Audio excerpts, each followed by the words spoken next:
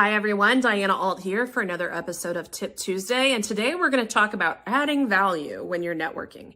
One of the things that gets thrown around all the time on social media in particular, and sometimes blogs, is this notion that when you network, you need to add value before you ask for something. But people don't often explain exactly how you do that. So here are 3 ideas for how you can add value to someone that you're hoping to network with and build a relationship.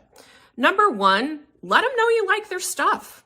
There's a couple ways you can do that. You can hit the like button on LinkedIn or Instagram or wherever you're following them. You can say so in comments. You can share their post, or you can send them a DM that says, hey, no pressure to reply, but I just wanted to let you know I really enjoy the posts that you put up every Tuesday with videos and tips in them, Diana.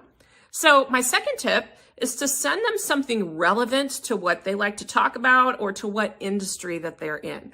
So you could send a press release or a Google News piece on the company that they work for or about the industry that they're working in.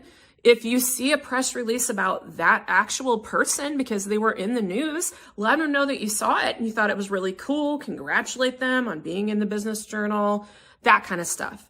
And then my third suggestion is to refer someone to them that you think might be able to help them. This is particularly effective after you get turned down for an interview or for a job offer. If you show that you're more concerned about the company being successful than you are about your hurt feelings because you didn't get a job offer, by sending them another excellent candidate, you will be remembered.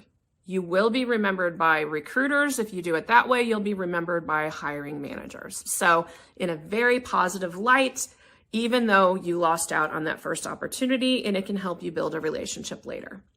So that's it for Tip Tuesday. I hope this helps you figure out how to add value to people you want to network with, and I will see you next time.